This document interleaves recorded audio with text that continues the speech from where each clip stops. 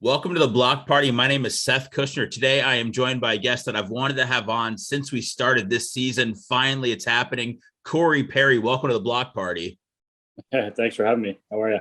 I'm good. Listen, I have like some guests. I don't know how I'm going to talk to them for 15, 20 minutes. With you, I just have no idea where to start. Since you've got such a long career, there's so much going on. So I'm going to be all over the place. So just bear with me. The first thing I want to know is on Wikipedia, it describes your playing style as abrasive. How would you describe your playing style?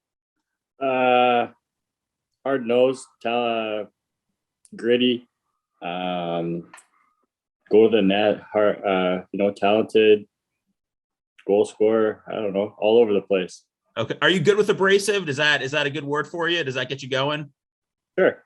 Okay. Okay.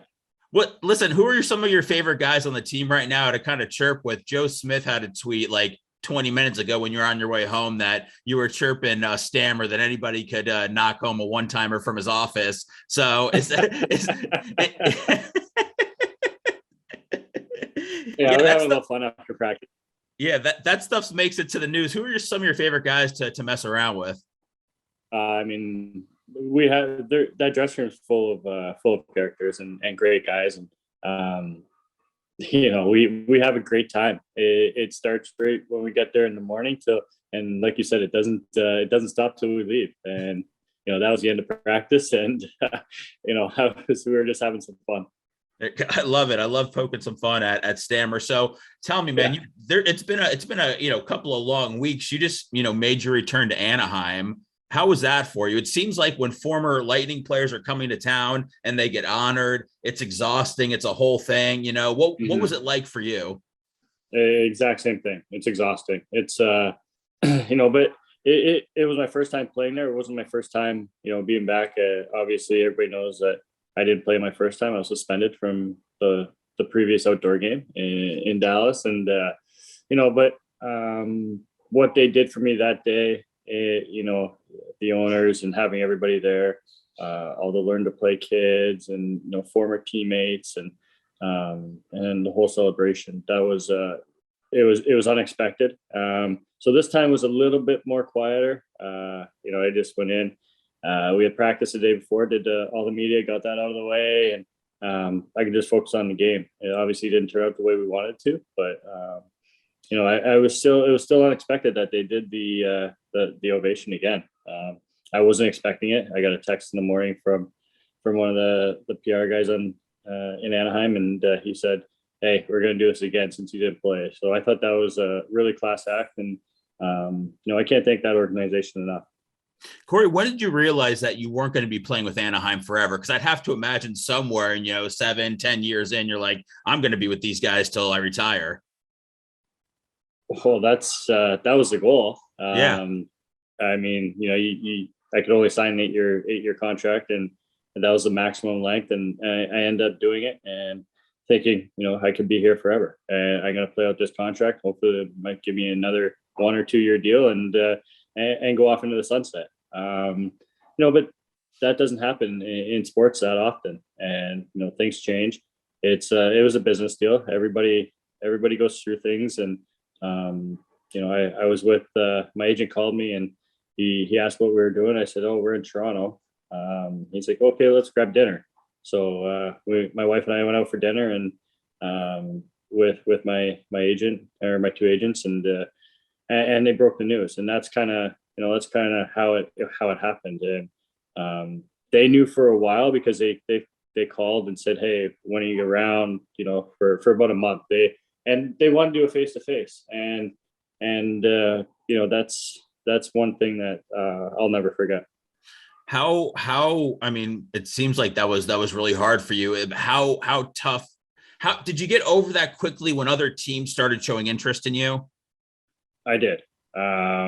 You have to. It's sports, and it's the way things go. I mean, like I said, of course I wanted to play in Anaheim my whole career. That would have been amazing. How many players have played their whole career in one city? You can probably count them. So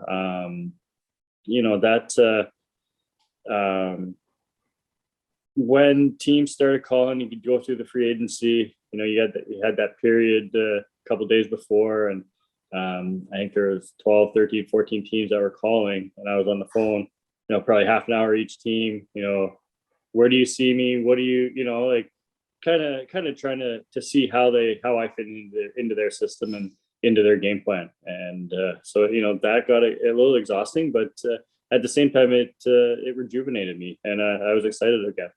What have the last 2 years been like for you? I mean, obviously compared to the first, 14 or so staying in the same place, and now, not only going to a couple of different teams, but, going the distance, as far as you can go, obviously without winning. So what's it been like for you and your family? I haven't really had a family since the bubble. They were with me in Dallas, and then I left in the mid June for the bubble. I went back to Dallas because everything was shut down in Canada and Ontario, and couldn't skate, couldn't even go to the gym. Thank God I had stuff in the basement I could do and get by. But I said to my wife, I go, if I'm gonna play again next year, I have to get out of here. I have to start skating. I have to start kind of bearing down here if we're gonna play in a month. So from June, I think I left June 15th of, I don't even know what year, 2019. Yeah, 19. Yeah, 2019 till July of 2020. I didn't really see my family, because I was in Montreal by myself. My wife and little guy, they stayed back in Ontario, and it was just the apartment, the rink, the apartment, the rink, the road, the rink, the apartment. And that's kind of my day, and that's how it went until we finally came down here and kind of got resettled and got the family life going again, and everything's going great. So talk to me, Corey. It was a shock when you signed with the Lightning. I think somebody had floated it out like as a possibility. And, you've been the villain the past couple of years, just that, fans, we have to have somebody that we hate. I'm sure you're okay with that. And it was Corey Perry. Yeah. They announced that Corey Perry's coming here, and like, people are like, oh my God, it's going to be so hard for me. I'm like, what the hell are you talking about? The guys on the team. Some of the guys with you going back to Anaheim last week, like Bogosian, Belly, there were some other guys that came out and talked about what it was like to play against you and how it's so much better to have you on their team. Talk to me about some of those guys, some of the guys that you played against on the Lightning. Would any of those guys get under your skin?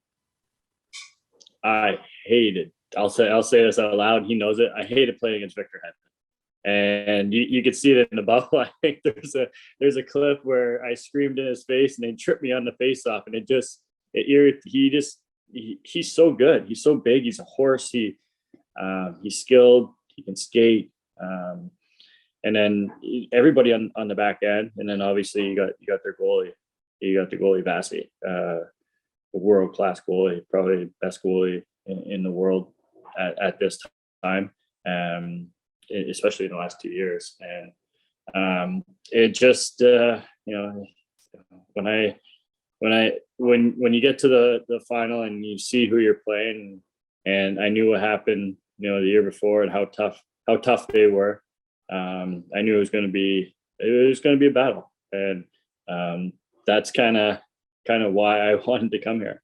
Did you, with Montreal, I mean, an incredible run that you guys had last year, did you feel like when you were getting to that point where, you were about to face the Lightning that, hey, we're a team of destiny and we're going to be able to get this done? Well, I thought game one didn't go great, but if you look at game two and how we played, and then the backbreaker goal, the Coleman goal with, what was it, a second left in the second period? Yeah. I think we were shooting Tampa 2-1. We couldn't score on Vasilevskiy. And then I think it was 1-1. I think that Coleman goal made it 2-1. And I don't think we ever fully recovered from that goal. And I've said this a few times. I mean, that was a backbreaker, and that's a tough pill to swallow. Wow. I never even thought of it like that. I appreciate you telling me. So when this offseason came and we knew that we were losing a bunch of players, like I said, nobody thought that you would sign with the Lightning. What was the process like? I feel like there was a first wave of free agency, like the first couple of days, boom. And then I feel like maybe a day later, like I feel like your name popped up. What did you have a bunch of options right away, or was this something you were holding out hope for? There's a few things, I mean, I'm not going to dig too deep into it, but there's a few things that were going on. And then, Tampa did call and we were talking back and forth, and it probably went on a day or two. And once it said 2 years, I jumped at it right away. Why wouldn't I want to be here for 2 years and on a team, this talented and still in their prime and hungry for more? I mean, it's a no-brainer. Who were some of the guys that reached out to you once the news broke? Because I've always known when somebody new comes to town, the Lightning are very, very good about having the majority of the guys reaching out right away. Oh, there's a bunch of guys. I mean, I talked to Patty Maroon a lot during the whole thing, so he kind of knew what was going on. But Stammer, McDonough, Hetty, those, just to hear what they said on those phone calls is pretty cool. When they say we're still hungry, we want to win again, we love this feeling. I mean, that just puts a little fire in your belly and to get ready for the season. How close a relationship do you have with Pat Maroon? When you signed with the team, a few people were saying that you guys were good friends. I had no idea. I know you guys go back to Anaheim, right? Yeah, we played together in Anaheim. But it was funny. Like before, when the whole pandemic and the thing, the league shutting down and everybody kind of dispersed right away, we didn't know what was going to happen. So my wife and I, we got out of Dallas. We went home, and I drove and she flew, and I had the car packed right to the roof, and I called Patty. I go, "Hey, do you have an extra bed for me? It's halfway to say from Dallas to Ontario." So I stopped in. It was exactly 9-hour drive, and then 9 hours the next day. So I stopped in for the night. We had dinner together, and got in the car at 7 a.m. the next day and drove. And I did that on the same thing on the way back to Dallas. So I drove back by myself, and 9 hours to St. Louis, 9 hours to Dallas, and stopped in again and had dinner. And we are close friends, and we do talk. And whenever we're on the road, or he was playing in a different city and he'd come into Anaheim or whatever, he'd come over for dinner. And we've always stayed in touch. What's it like staying at his house? I feel like he's the kind of guy that wouldn't let you go to bed, that would want to stay up all night and mess around or play pool or just talk or something. I feel like he'd be like waking you up. Is it like a big kid sleepover when you're at the Maroons? Of course, but that's just the way they are. He's just a big kid, and he loves to have people and around, and so you have to put yourself to bed when you're driving 9 hours, and then 9 hours the next day. You want to go to bed. What do you think about the guy that he turned into after that? He won that second Stanley Cup here. He turned into Florida Man. He was going crazy. There's a lot of iconic pictures from it. Did you know that Pat had that in them after winning all these Stanley Cups? I've seen a fair share of Pat, but I'm just happy for him. That's awesome, man. So let's. Oh, sorry. Go ahead. So Victor Hedman, you said that you hated playing against him, but he's not a guy that talks a lot, right? Like, no. So who is there anybody on the Lightning that would get under your skin? Was that like a Yanni Gourde kind of thing? Yeah, I mean, they had that line. Goodrow, Coleman, Gourde. They're annoying to play against, I'll tell you that. But yeah, it was just a team that they just kept coming at you, and they just kept rolling 4 lines over the boards, and it gets annoying after a while.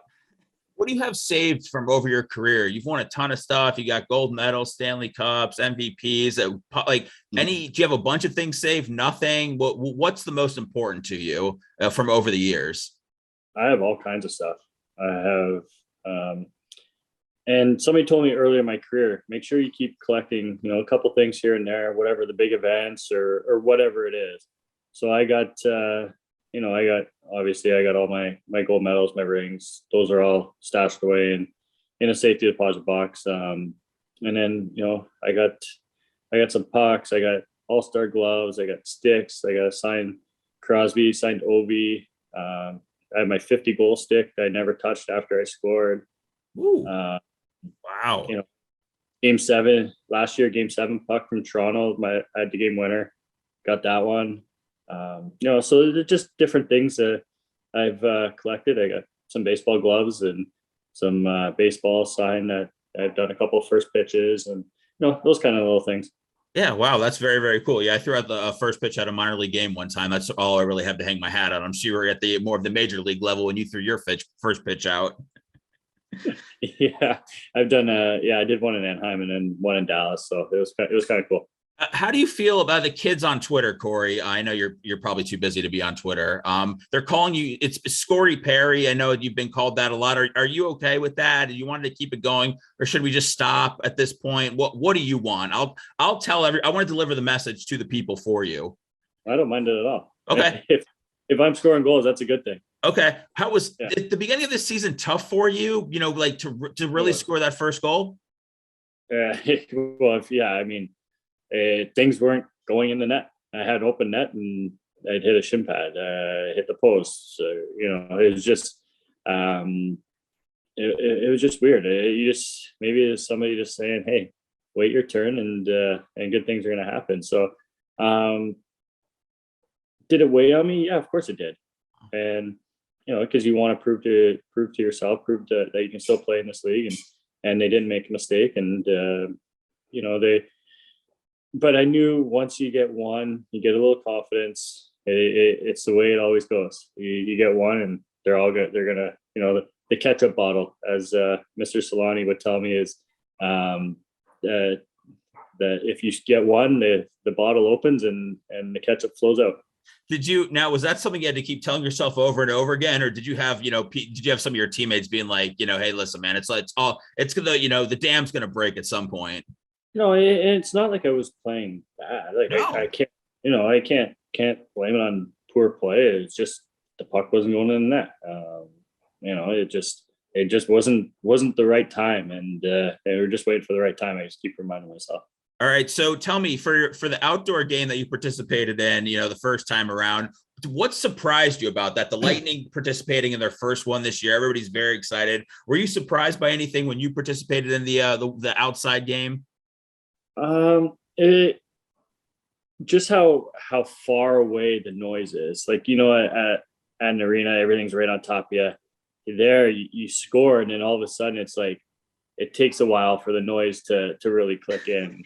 And that was one thing that I'm going to take away from what I remember. Dude, that was a really excessively long walk that they had when you got kicked out of that game. I mean, they really made you walk, back to the locker room. That was like embarrassingly long. There's a few videos on Twitter with some sound or some music to it. I think the whole song plays before I get to the dressing room. Yeah. So how excited are you this time around to go and to do it all again? And what are you telling some of the guys who have no idea what to expect? Just have fun with it. Just go out. It's just another hockey game. It's just another game 45 or whatever it might be, 46 when we're there. And, just enjoy it. It's an experience. It's something special. And, you're going to have family and friends there, and just go put on a show. So what do you like about Tampa so far? I mean, I know you guys, there's been so much, you guys have been back on the road and all that, but have you had a chance to go out or do anything? Or is this like you go, man, I wish I played here my whole career? Yeah, no, it's pretty special. This is a pretty cool place to live and be a part of, get to know a little bit of the community, and everything's so, it's only, you're only 10, 15 minutes here, 10 minutes there. So it's very small, and it's been great having a little guy in school, and getting him adjusted to that, getting him adjusted into the hockey programs, and it's been a lot of fun.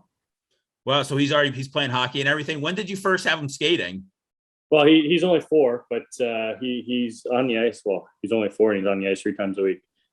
So he's doing power skating a couple times, and then he's got his learn to play on the weekend. And so, yeah, he's on the ice 3 times a week and getting him going. He loves it.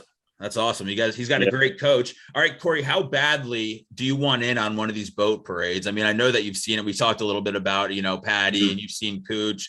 How badly do you want to be a part of that? Because obviously, like the guy said, just for me being around it, I mean, you could never have enough Stanley Cups. Like nobody could ever be full. I know what the motto this year is, like stay hungry, something like that. So how badly do you want to be on one of those boats with Kucherov going crazy? Oh, I'd love it. It looks fantastic. But so hopefully, we get in the playoffs here and put ourselves in a good position and then hit the ground running. And then in July, be out on the water. That's the plan. Yeah. Listen, one more question. When you were playing against Vazzy, let's talk about the secrets. What's the plan for attacking Vazzy? I mean, because we just feel like as fans, like, hey, we got him and he's fine. Is it just keep assaulting him with pucks? Is that all you can do? Yeah, I mean, he like I said, he's a world-class goalie. If he can't see it, he might not stop it. He probably will somehow. Yeah, I mean, there's really no secret to beating him. I wish I could give you a better answer, but I haven't figured it out yet. No, I'd imagine there's not really a whole lot you can do when you're No. pre-gaming and you're like, hey, Yeah. how do we do this? It's like, I don't really know if there's a way. That's why I was checking with you. Yeah, I really don't know. I have no idea. Well, listen, Corey, like I said, I've wanted to talk to you since you signed here. Thank you for doing this. I've probably asked every guest I've had this year on the show about you. Everybody said great things about you, great locker room guy, everything like that. So your teammates all love you. I'm sure you know that. And we're happy to have you. And I'm glad that you're not the villain anymore. None of us have to hate you. I have to admit we did now, but we fully embrace you. And thank you for embracing Tampa Bay, man. We're happy to have you. Oh, thank you. Thanks for having me on here. And I'm excited to see what we have in store. Awesome.